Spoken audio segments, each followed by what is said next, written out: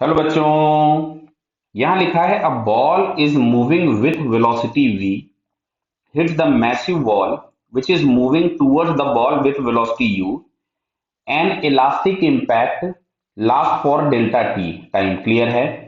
तो अब इसमें क्वेश्चन में आपसे बार बार पूछा गया है elastic force, change in kinetic energy, clear, is increased और डिक्रीज्ड बाई, तो देखना पड़ेगा। तो हमको इसमें सबसे पहले डायग्राम बनाना है। ये वॉल है and that one is moving with velocity u। बहुत ध्यान से देखना, नहीं वॉल और बॉल की वेलोसिटी में कुछ गड़बड़ कर दीजिए। ये u है और जो पार्टिकल है मास m, इसकी वेलोसिटी दी गई है v। ये बिफोर कोलिजन है। अच्छा, आफ्टर कोलिजन जो मैसिव ऑब्जेक्ट होगा उसकी वेलोसिटी में कोई चेंज नहीं होगा।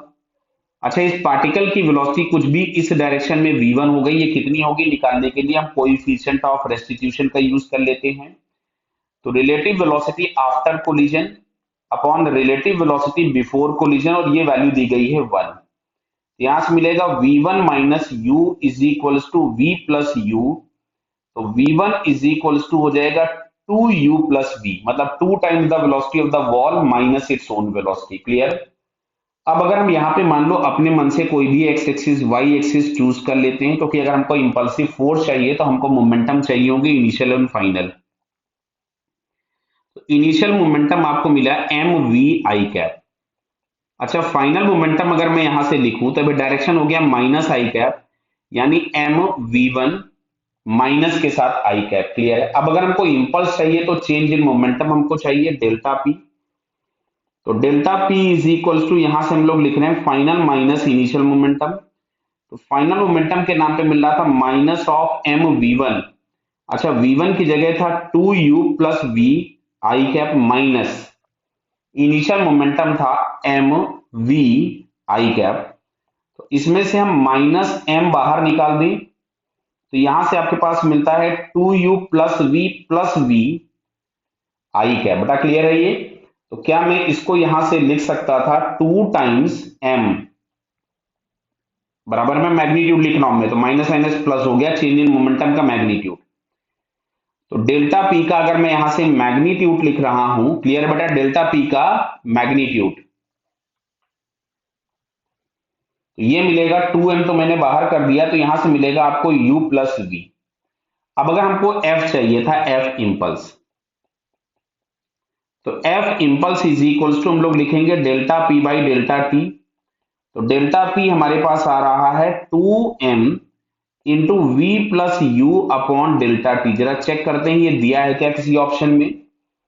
तो यहां से अगर हम लोग देखें तो m इंटू यू पहले वाले ऑप्शन में लिखा है, दूसरे वाले में लिखा है 2m u plus v upon delta t, मतलब इसका इस सेकंड वाला ऑप्शन एक करेक्ट हो गया। अब बोला गया है काइनेटिक एनर्जी इज इंक्रीज्ड और काइनेटिक एनर्जी रिमेन्स सेम। तो रिमेन्स तो सेम नहीं दिख रही, हमको दिख रहा है कि इसकी वेलोसिटी तो चेंज हो गई। तो काइनेटिक एनर्जी तो सेम नहीं रहने वाली है क्योंकि वेलोसिटी का मैग्नीट्यूड भी चेंज हो गया। तो अब जरा हम लोग देखते हैं काइनेटिक एनर्जी में चेंज। तो यहां से अगर हम लोग लिखें डेल्टा के ई, तो हम लोग लिखेंगे 1/2m वी फाइनल जो हम लोगों के पास था वो v1 square minus v square. Clear है? तो ये आ गया 1/2m।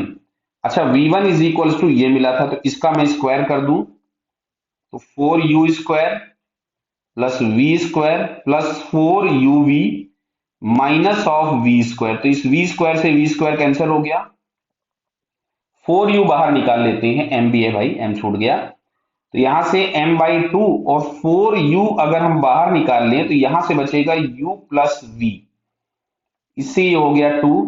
तो फाइनली हमारे पास आ रहा है 2mu into you plus we. ये हम लोगों के पास आ रहा है increment in the kinetic energy. क्यों? क्योंकि ये नंबर पॉजिटिव मिला और हम लोगों ने लिखा था final kinetic energy minus initial kinetic energy, और अगर ये पॉजिटिव है तो इंक्रीज हुई है एनर्जी।